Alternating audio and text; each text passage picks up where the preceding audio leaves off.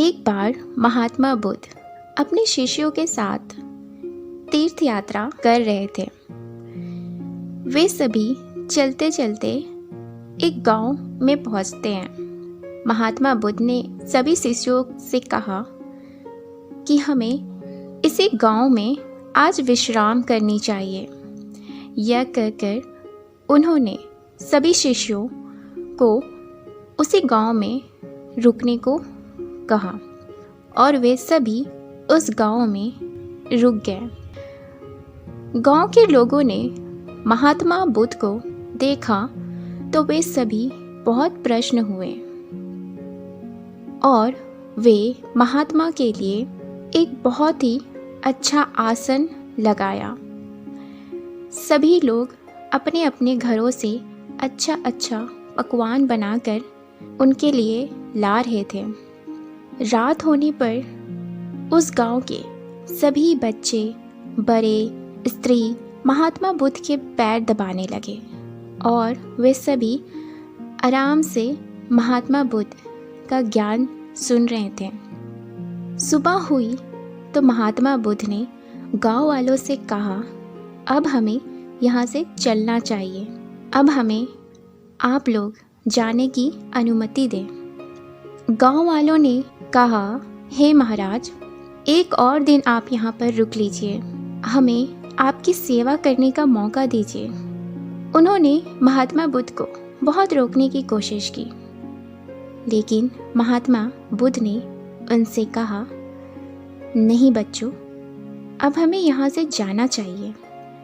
हम यहाँ पर दोबारा आएंगे। आप लोगों का यह स्वभाव देखकर, आप लोगों की यह करुणा व दया हम पर हुई, आप लोगों ने हम लोगों की बहुत सेवा की और मुझे बहुत अच्छा लगा। मैं आप लोगों से वादा करता हूँ कि मैं यहाँ पर दोबारा फिर आऊँगा। यह कहकर महात्मा बुद्ध चलने लगते हैं। जाते जाते महात्मा बुद्ध ने गांव वालों को यह वरदान दिया। वे उनसे कहते हैं, सबके सब उजड़ जाओ। यह कहकर वे आगे बढ़ जाते हैं। महात्मा बुद्ध व उनके शिष्यों को चलते चलते शाम हो गई थी और वे सभी चलते चलते अब एक दूसरी गांव पहुंच जाते हैं। वहां पहुंचते ही बच्चों का एक बड़ा सा झुंड उनकी तरफ दौड़ा हुआ आता है और वे सभी महात्मा बुद्ध को चारों ओर से घेर लेते हैं और वे सभी बच्चे उनके ऊपर मिट्टी के गोले फेंकने लगते हैं, तो कहीं दूसरे बच्चे उनके ऊपर कीचड़ फेंकते हैं।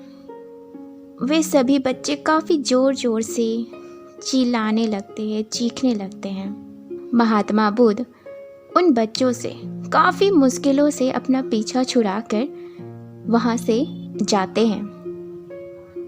वे एक जगह पहुँचते हैं जहाँ पर उन्हें एक पुराना सा कंबल बिछा हुआ दिखाई देता है। काफ़ी देर के बाद गांव के कुछ बड़े व बूढ़े आए। वे सब महात्मा बुद्ध को देखकर जोरों से हंसने लगे और उनका मजाक उड़ाने लगे। वहाँ पर खड़ा एक नौजवान बुद्ध के ऊपर से उनके कंबल को छीन लेता है और वह उनसे कहता है, इसके क्या काम आएगा, कम से कम मेरी भैंस तो यह ओढ़ ही लेगी। यह कहकर वह नौजवान महात्मा बुद्ध को काफ़ी अपमान करता है। वहाँ के सभी बूढ़े, बुजुर्ग लोग, बच्चे सभी महात्मा बुद्ध को काफ़ी अपमानित करते हैं। महात्मा बुद्ध के शिष्य महात्मा बुद्ध से कहते हैं, जिस गांव में हमारी अच्छी सेवा नहीं होती, जहाँ के लोगों के मन में करुणा नहीं है, यहाँ के लोग हमें कितना अपमानित कर रहे हैं, हमें यहाँ पर नहीं रहना चाहिए।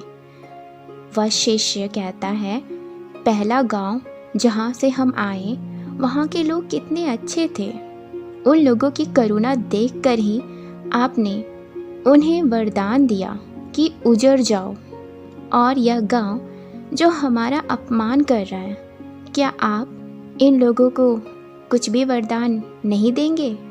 आप इन्हें कुछ भी नहीं कहेंगे? महाराज, शिष्य की बात सुन महात्मा बुद्ध बोलते हैं, देखो बच्चों, पहला गांव, वहाँ के लोगों के कितने भी अच्छे विचार क्यों न थे, वह आदमी उजड़ जाएंगे तो दुनिया के कोने कोने में फैल जाएंगे और जहाँ भी जाएंगे सभी को अच्छे विचार ही सिखलाएंगे, क्योंकि वे अच्छे विचारों वाले आदमी हैं। इसीलिए मैंने उनसे कहा था कि उजड़ जाओ, इसीलिए मैंने यह वरदान दिया था, उजड़ जाओ। इसका अर्थ यह था कि तुम संसार के हर एक कोने में जाकर अपनी अच्छाई को फैलाओ। और यह गांव जहाँ के लोग पापी और बेवकूफ़ हैं, वे जहाँ भी जाएंगे वहाँ पर अपने यही पापी और बेवकूफ़ीपना फैलाएंगे। इनके पास जैसी सीख है वही सीख यह दूसरों को भी देंगे। इसलिए मैं इन्हें किसी भी प्रकार का कोई वरदान नहीं देना चाहता। ये जहाँ है वहीं पर टिके रहें, यही अच्छा होगा। इसी कारण मैंने यहाँ के लोगों को कोई भी वरदान नहीं दिया। महात्मा बुद्ध की यह बात सुन सभी शिष्य काफ़ी प्रभावित हुए।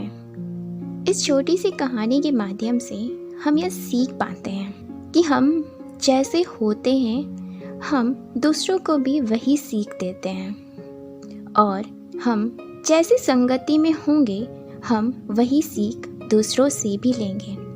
इसलिए हमें अपनी संगति पर काफ़ी विचार करनी चाहिए कि हम किस जगह पर हैं, क्योंकि कहीं ना कहीं उनके विचार और उनकी सीख हम पर आएगी ही, और वही सीख हम आगे चलकर दूसरों को भी देंगे। जीवन में हमें एक करुणा और दया अपने मन में रखनी चाहिए, क्योंकि यही जीवन का सार है, और जीवन में हम अपनी इसी करुणा के साथ ही आगे बढ़ेंगे। और जब हम इस प्रकार से दयावान और करुणामय होंगे तो हम संसार में भी वही गुण को फैलाएंगे। बहुत से लोग यह सोचते हैं कि हमारे साथ तो कभी किसी ने अच्छा किया ही नहीं, हमारे ऊपर लोगों ने कभी दया दिखाई ही नहीं, किसी ने हमारे ऊपर तो करुणा की ही नहीं, तो हम क्यों ऐसा करें। जब हम ऐसा सोचते हैं तो हम में और उनमें कोई फ़र्क नहीं होता।